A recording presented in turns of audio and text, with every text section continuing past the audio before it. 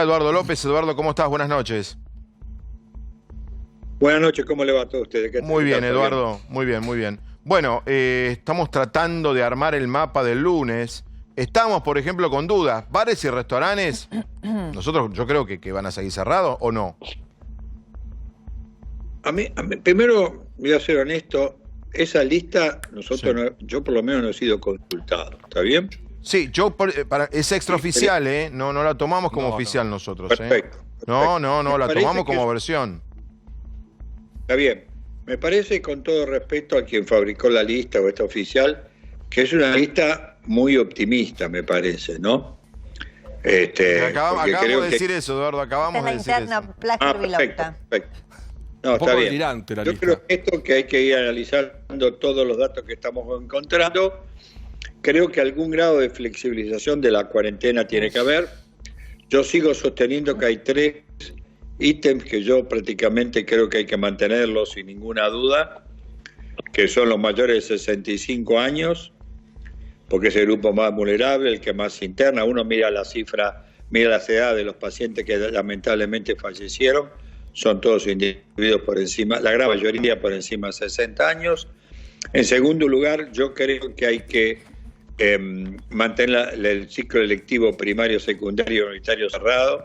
Ajá. Y creo también que los espectáculos, diríamos, de grandes masas hay que mantenerlos cerrados. Creo que hay varios modelos y ejemplos de esto en el cual se fracasa, incluyendo fiestas de 15, casamientos y demás, ¿no? Y un tema que es crítico es cómo uno va movilizando el transporte. Alguien ahí, digamos, esto no es un tema menor. Yo creo que puede haber transporte de larga distancia en la medida que haya un cupo de pasajeros. Claro.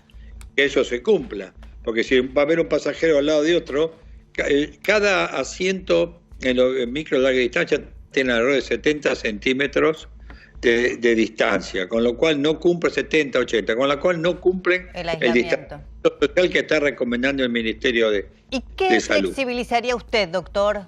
¿En qué sí cree que después de estas 3 semanas se podría abrir un poco? A mí me cuesta trabajo, porque no soy un experto en industria, pero hay algunas que me parece que uno puede abrirlo. Por ejemplo, los pequeños comercios, si usted hace entrar de a uno, por ejemplo, mantiene distanciamiento social, uno los puede abrir. Hay algunos comercios que es muy difícil, porque, por ejemplo, donde se prueba la ropa, esto es muy difícil porque están ahí, sacan, ponen, la ropa la dejan, después se va a poner. Creo que no es óptimo. Pero, por ejemplo, los kioscos, por ejemplo, se pueden abrir perfectamente, diríamos. O sea, hay varios ítems del pequeño comerciante que se puede ir abriendo. La industria de la construcción en general se puede abrir, porque en general el obrero de la construcción trabaja separado del otro, en ambientes abiertos habitualmente, entonces trabajan en pisos distintos, con lo cual ahora, Eduardo, acá el colega Fernando Boto dice que tienen que llegar, ¿eh? Y bueno, y a eso iba la pregunta que yo iba a hacer. Tiene que ver con el transporte público, el tren, el subte, el colectivo. Se va a tener que disciplinar de alguna manera. Y es muy difícil porque las frecuencias tal vez no dan para que se flexibilice toda la industria de golpe. Y otro tema, ¿va a ser obligatorio en estos transportes públicos usar barbijo o cualquier tapabocas que podamos fabricar? Bueno, no lo sabemos. Yo creo que me parece que sería un poco cauto, diríamos, reflexionaría y esperaría un poco las decisiones que se vayan tomando en este aspecto. Hay un país que verdaderamente el número de casos de coronavirus casi desaparecieron. ¿Dónde? Que es Nueva Zelanda. Ajá. Vale la pena que miren cómo manejó Nueva Zelanda el tema del coronavirus, y es probablemente el primer país en el cual, diríamos, hay más casos recuperados que nuevos enfermos. Entonces, analícenlo, que creo que vale la pena. Hicieron una cuarentena de 4 semanas rigurosísima. Lo que se permitía, si un individuo quería hacer gimnasia, lo tenía que hacer a la manzana, en la manzana de su barrio. Y se quería andar en bicicleta, exactamente lo mismo, no podía ir a otro lado. Y fue muy rígida, se cerraron todas las escuelas colectivas y hoy tiene más recuperados que individuos que tienen y ellos cerraron el turismo, que el país, Nueva Zelanda vive del turismo, es uno de los países que más cantidad de turistas recibe, creo que son 4 millones por año y lo cerraron, y hoy por hoy, fíjense ustedes, cerraron todo lo que sea aeropuerto, fíjense ustedes un modelo. O sea, si las cuarentenas son fuertes, rígidas y se cumplen, y la gente entiende que tiene que cumplirlas, creo que francamente uno puede ganarla. Eduardo, a mí me parece que más o menos los aprendimos a entender a ustedes, a los médicos y a los infectólogos. Las dos o tres ideas madre de un aislamiento la tenemos. Me parece que lo que viene de acá al lunes es cómo se organiza el Estado Nacional y los estados provinciales y los estados municipales en poder organizar lo que Eduardo y nosotros estamos planteando. Por ejemplo, como dice Ernestina, todo muy lindo, pero ¿y cómo va a ser el viaje? ¿Cómo hacemos para viajar? Pues todo muy lindo. Yo tomo el 64, ponerle en Barranca de Belgrano, voy 10 cuadras, todo bien. Pero la gente que viene de Moreno, de La Plata, de José Cepaz, de Florencio Varela, si la frecuencia de trenes no es mayor que la habitual, tenemos un límite. Es muy difícil, claro. Y además es un límite físico, digo, hay que, ojo este tema. Tenemos que organizarnos muy bien con esto. Vos abrís un local, Eduardo, podemos bajar, en vez de atender 4 va 1, pero no sabemos la cantidad de clientes que van a ir. Pueden entrar de a 1, pero armás fila en cualquier lado. Yo tengo entendido que el presidente tomó una determinación y que ustedes le dijeron: doctor, si usted no quiere que más adelante tengamos mayores problemas, porque mayo va a ser un mes severo, tenemos que ser estrictos de 10 a 14 días, pues si no, todo este esfuerzo lo podemos tirar por la ventana. ¿Esto es válido o no? Bueno, yo diría que uno tiene que analizar esto en función de varias variables. Yo creo que hay una enorme presión, y yo la entiendo, de todo lo que es la actividad económica productiva de empezar a funcionar, cosa que no me parece mal. Creo que es lógico. Ahora tenemos que ver un poco cómo estamos funcionando. Yo creo que en esto, diríamos, tenemos una curva que está en suave ascenso, muy suave, diríamos, según cómo la mira, puede ser una curva casi semiaplanada, pero yo no sé si esto es la curva que puede mantenerse si uno abre demasiadas actividades como está en esto extraoficial. Yo creo que hay que ser muy, muy cauto. Sabemos que pierde la economía, pero no perdemos vidas. Si a mí me dicen que quieren una semana más de cuarentena, yo la haría, y mientras tanto volvería a insistir a la gente de la conducta social. Por ejemplo, para que la gente no se amontone, uno puede hacer distintos turnos en las empresas. Por ejemplo, uno puede poner determinados cupos en las subidas a los trenes o al subte, pero si uno no cumple eso, yo le puedo garantizar turnos laborales. Flexibilizar horarios de trabajo, que es algo importante. Turnos laborales, Eduardo. Importantísimo. Eduardo, perdón, si no pasa eso, ¿les puedo garantizar que usted dijo? Iba a decir no, eso. Le vamos a garantizar que la cuarentena no se va a cumplir. Y justo no va a ser efectiva. Porque si hay demasiadas aberturas de la cuarentena, deja de ser una cuarentena light, que no existe una cuarentena light, o como a uno llama cuarentena relajada, no existe.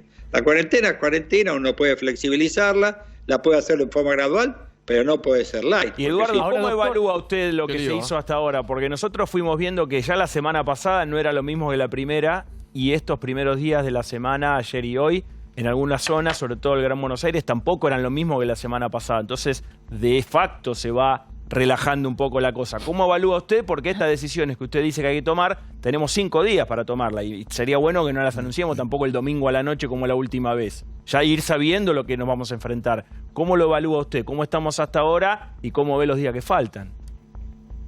A ver, yo creo que hasta ahora en líneas generales la cuarentena se ha cumplido. Yo diría que se ha cumplido más en la segunda fase que en los primeros días de la primera fase, o sea, de los primeros días de la cuarentena. Acuérdense el fin de semana largo, que mucha gente se fue para ir a las playas, diríamos. Creo que es evidente que el viernes de los bancos, creo que ahí hubo una grieta, no hay ninguna duda, y fue una grieta que costó trabajo ordenarla, a pesar de todo, porque la gente, cuando ve esto, hace mecanismo de imitación, que es una cosa clásica en las sociedades. Pero yo creo que hay que seguir insistiendo en esto, hay que trabajar mucho en los barrios. Creo que en los barrios uno no alcanza la televisión y la radio haciendo la advertencia y los consejos. Por ahí en los barrios ir a trabajar, diríamos, y demostrar, digamos, la importancia de estos temas, ¿no? Yo creo que hay tantas medidas que uno puede hacer para que la gente entienda, que para mí es el punto clave. El punto clave es eso, diríamos. Y lo otro, que querramos o no, diríamos, nosotros tenemos casos en la comunidad, sobre todo en los lugares donde hay circulación comunitaria, diríamos, y yo creo, diríamos, a pesar que algunos de mis colegas no están de acuerdo, que tenemos que aumentar el testeo, porque es la otra medida clave para generar medidas. Ahora vamos a volver sobre eso. El fiscal de los testeos, que humildemente soy yo, me autopongo ese cargo yo solito. Ahora vamos a hablar porque tenemos una placa sobre el tema. Doctor, le quería preguntar, porque usted dio el ejemplo de Nueva Zelanda, de una cuarentena muy estricta de 4 semanas y que ellos le ganaron al coronavirus, o por lo pronto le están ganando. Nosotros llevamos 3 semanas. La pregunta es, ¿cómo salió Nueva Zelanda después de esas 4 semanas? ¿Abrió todo? No, está saliendo muy de a poco, muy de a poco. Fíjese que no han abierto el turismo, Gustavo, y es la industria principal de ellos, junto con la industria láctea y la industria de las cabras, ¿no? Pero sí abrió, por ejemplo, los bares, los restaurantes, los comercios de ropa, digo, para hacernos una idea de lo que podríamos hacer acá. El comercio de ropa no se abrió y los restaurantes tienen un horario y con mucho cupo, así que ahí... Y otra pregunta con respecto a Nueva Zelanda para entender, como dice Gustavo, también es una población menos densa que otros lugares, ¿no? Es una isla, además. Claro.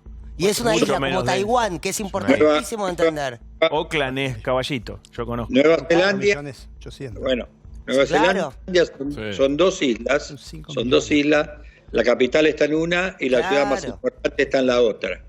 Oakland es la ciudad más importante y Wellington es la capital. Pero independientemente de esto, hay una cultura de entender esto, que es lo que nosotros tenemos que tratar de inculcar a la gente. Diríamos, creo que esto coincido en la idea general, Eduardo, tenés razón. Eduardo, ibas a arrancar vos, te interrumpí con el tema de los testeos. Yo he hecho un cuadro, me puse a busqué ayer material de OMS, busqué Google, busqué por todos lados. Esto es al día de ayer lo que voy a leer. No me pareció serio comparar a Argentina con Gran Bretaña, con Alemania, porque la verdad que no, nosotros somos América, digo, bien y mal, pero somos... Argentina. Claro, no, y pertenecemos a este continente, entonces la comparación tiene que ser... Con los nuestros. No, con los 900.000, no sé, de Alemania, o el 1.900.000 de Estados Unidos. Y con economías de testeos. Parecidas, claro, un poquito... y con una geografía parecida, Eduardo. Bueno, Chile ha hecho hasta el día de ayer 54.800, que parece mucho para Chile. Brasil 54.800, que parece poco para Brasil. Fíjate cómo cada número depende de cada país. Colombia tiene más población que Argentina, hizo 27.600. México, poco también, ¿no? Sí, son 80 millones. Claro. 17.184, suena poco. Ecuador, que se le fue todo de las manos, sobre todo en Guayaquil, 13.039. Parece mucho y parece poco, depende cómo lo mires, en función de la población ecuatoriana, pero en función de la cantidad de positivos y de fallecidos parece poco. Perú, 12.669. Y acá viene el tema, Argentina solo supera con 10.793 a Uruguay, que tiene una población mucho más chica que la Argentina, y a Bolivia con 591. Y Uruguay que hace testeos propios. Y a Uruguay hace testeos. Entonces digo, Eduardo, en una lista de 2, 4, 6, 8, 9, ¿no? ¿Da la cuenta? De 9 países, la Copa América, digo. Sí. En la Copa América, Argentina está saliendo en el 7º lugar de testeos.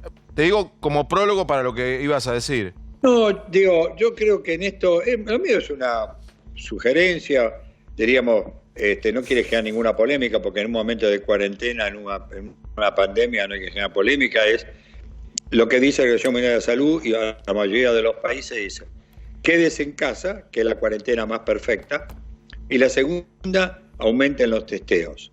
Nada más que esto. Yo creo que Argentina, la población de Colombia creo que son 2 millones más o 3 que nosotros, no mucho más. Sí, unos millones más.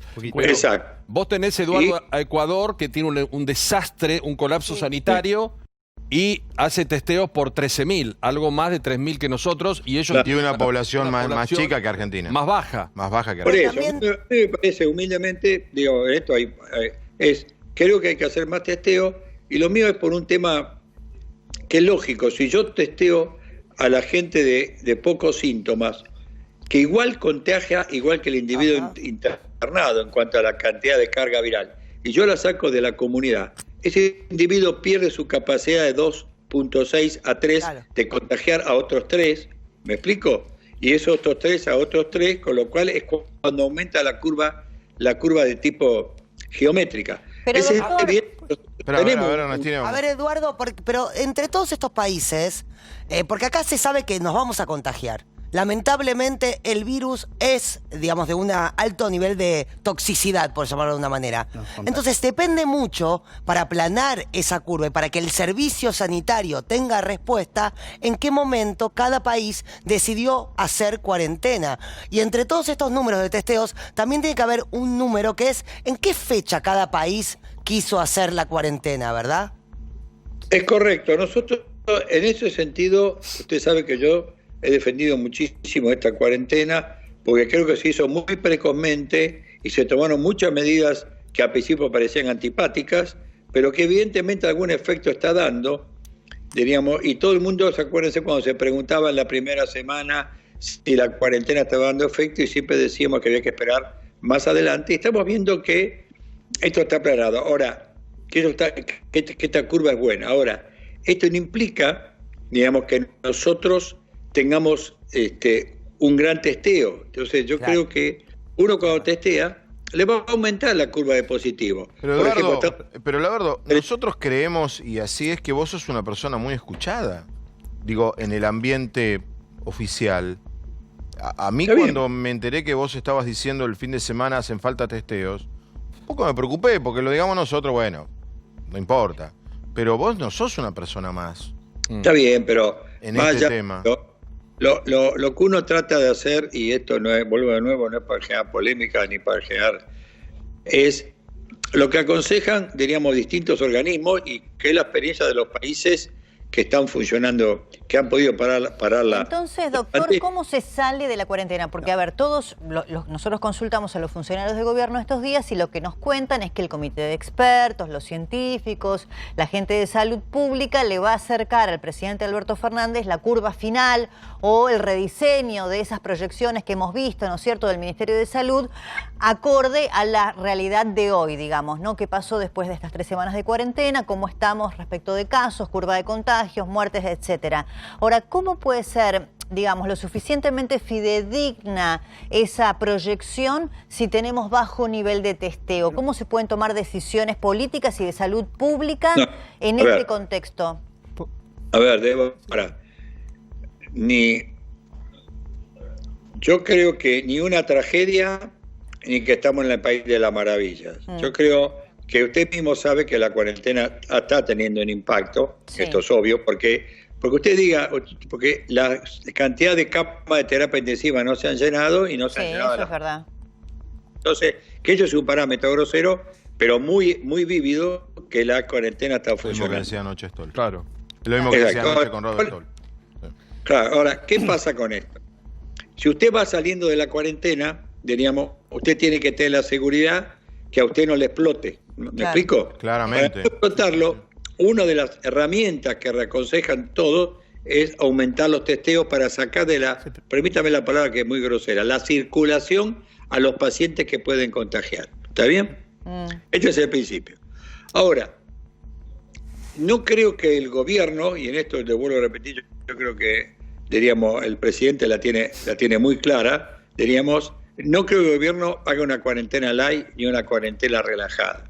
Creo que lo van a ir pensando, nosotros aportaremos nuestro grano de arena, digamos, vamos a tratar de llevar en su momento una propuesta, diríamos, y creemos que, yo personalmente creo que hay 3 citas de la cuarentena que creo que hay que mantenerlos en la misma circunstancia de ahora. Si esto cambia, fenómeno, que son para mí las escuelas, que son para mí los mayores de 65 años, que creo que es el grupo eso más está vulnerable. Clarísimo, eso creo que está clarísimo. Eso es lo que no pero son los que salieron a la calle el viernes. Perdón, ojo mañana, que hay concentración de pagos mañana también, Por eso, entonces, además esto, uno puede privilegiar, diríamos, el trabajo que vaya a trabajar más la gente joven, por ejemplo, que se incorpore más precocemente. Es lo que decíamos de la UBA, que por ejemplo la UBA diga a los profesores que tienen más de 60 y que trabajen profesores de 30 o 40. Profesores de más de 60. Bueno. Yo creo que el doctor Bavieri también tiene muy claro este tema, él lo sabe, y usted sabe que en el cuerpo académico de universidades habitualmente los profesores tienen... Se puede hacer. Que lo que tienen la maestra Eduardo, espérame un segundo, yo voy a sumar a Luis Seco, tengo un último momento de Paulo Vilota que yo voy a ir, pero el doctor Fernando Boto, ¿vos querés decir algo, Fernando? Sí, para una pregunta al doctor. Dale. Como una pregunta de cardiólogo. Mi pregunta es, ¿cuál es la definición de testeo amplio? En la Escuela de Salud Pública de Harvard dicen que el que no sabe lo que busca, no sabe lo que encuentra. Entonces, ¿qué es testeo amplio? Yo ahora salgo a Avenida Libertador y paro todos los autos y los testeo, o testeo resfrío, o testeo 37.1 de febrícula. Claro. Y en ese caso, ya sabemos que los falsos negativos. Yo me testeo hoy, es negativo. ¿Y que me testean mañana? ¿Me vuelven a testear pasado? Muy buena pregunta. Entonces, como en un país futbolero como el nuestro, si tu equipo tiene 15 corners a favor, ¿te interesa? ¿O vas a preguntarme cuántos goles hizo? Bueno, a mí me gusta seguir la tasa de muertos. Porque estamos midiendo los países por testeo, pero la Argentina...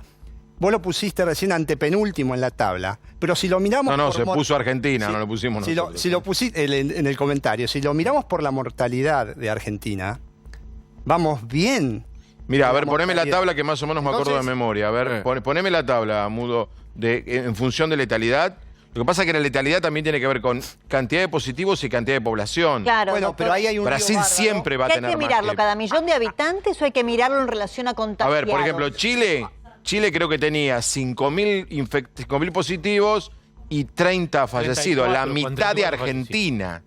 Chile, la mitad de Argentina. México creo que tenía, podemos chequear ahora, también menos víctimas que Argentina, víctimas fatales. Indudablemente Chile está testeando muchísimo y a casos muy leves. Por eso le da muy baja la mortalidad. No, pero a su vez le da a la mitad de Argentina. Argentina quizás está...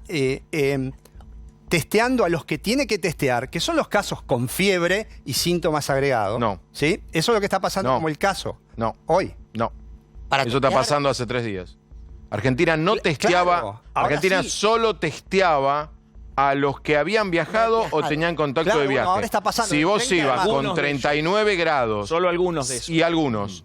Si vos ibas con 39 grados y no tenías contacto con alguien que haya viajado o no habías viajado, no te testeaban. Desde el 30 de marzo en adelante se busca no nos queda tan claro todavía. Está yendo mal, porque otra vez, miremos la mortalidad, ¿sí? No, pero, en relación a los casos de... A ver, Eduardo, sí.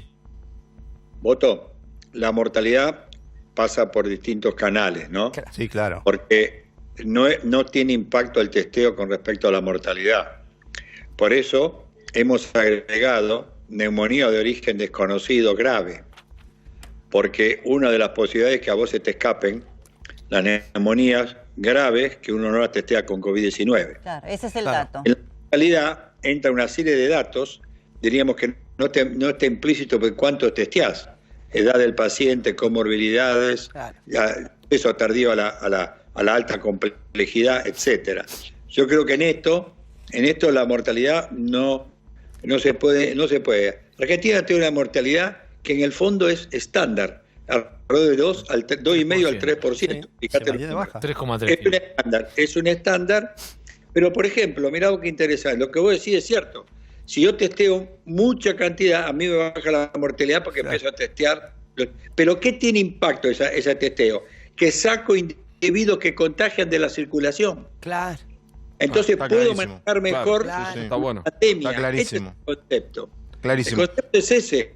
El testear mucho no es para ver si puedo bajar la tasa de mortalidad o tengo más o menos. No, es porque logro que un grupo me sale del circuito de contagio. De contagio, que es el que es asintomático. Aclaremos esto. La OMS está pidiendo, aclaremos este punto. Quiero contestar la voto. Sí. El asintomático, o sea, que no tiene nada de síntoma, no te conviene testearlo. Pero te voy a explicar por qué. Porque el asintomático, en primer lugar, ¿quién es el asintomático? Boto, López, Doman, Plager. Débora Plager. O mi hijo de 15 años. Entonces, ¿cómo lo puedes hacer? Aleatorio es imposible. En cambio, vos podés testear los que tienen síntomas que parecen banales. ¿Está bien? Por ejemplo, fiebre, por ejemplo, tos. Nosotros lo que hemos incorporado hasta ahora es, tiene que tener fiebre como grupo príncipe. Después va tos, dolor de garganta y fatiga. ¿Está bien? Ahí se te amplía la definición de caso. Pero en general no te alcanza si vos querés, diríamos, bajar lo máximo que puedas. Fíjate lo de Alemania, que es un buen modelo. Alemania testea con una, por supuesto, una cultura de la población muy férrea de cumplir con las normas y le tiene muy baja mortalidad. ¿Pero por qué? En primer lugar, tiene un gran sistema de salud pública en cuanto a la alta complejidad. Y en segundo lugar, porque como testea tanto, la mortalidad le baja. Pero ¿y cómo tenemos que mirarlo? A los dos le pregunto. ¿Por millón de habitantes? Aguántenme porque tenemos el último momento. Aguántenme. El último momento de Paulo. Una noticia de último minuto. Terminó la teleconferencia del presidente de la Nación con los gobernadores. Qué largas sé que son. Le informó que la cuarentena no se levanta, sino que se va a flexibilizar levemente. El presidente le informó a los gobernadores del país que la cuarentena no se levanta y que se va a flexibilizar levemente. ¿Algún punto para ver? Porque lamentablemente hoy las redes han servido para presionar. ¿Por qué? Porque distintos sectores inventaron que desde el gobierno estaban habilitando a que se abran determinados lugares. Hoy fue el día de las presiones. No hay nada de lo que puedan leer en cualquier red o en cualquier comentario o en cualquier audio, soy el médico no sé cuánto, donde esté habilitado algo. Hoy por hoy lo que viene con más fuerza es la apertura de algunas industrias con todos los protocolos. Sí, lo contamos antes. Una cosa importante. Sí. Hay un gran debate todavía muy abierto y que se va a extender por el tema de los restaurantes, que como mínimo, en caso que eso se produzca la apertura, van a tener que ser salones muy grandes con muy pocas mesas habilitadas. Pero repetimos, pero hay que ver, no se levanta la cuarentena. Pará, porque pregunta que te hago. Es la segunda industria del turismo. Te pregunto, que se vos tenés, ponele 100 mesas. Vos tenés que tener un mínimo de mesas, si no, no te sirve abrir. Por supuesto. Claro. No, en realidad abrir le sirve a todos. Por una cuestión mental, por el laburante, por nosotros. Pero si podés tener 10 mesas en un restaurante de 100, vas a pérdida. Pero preferible. Estás en preferible a la nada. Ahora estás bajo cero. Perdés menos, está bien. Es la segunda industria, la del espectáculo, Tenés razón. turismo. Perdés menos. Claro.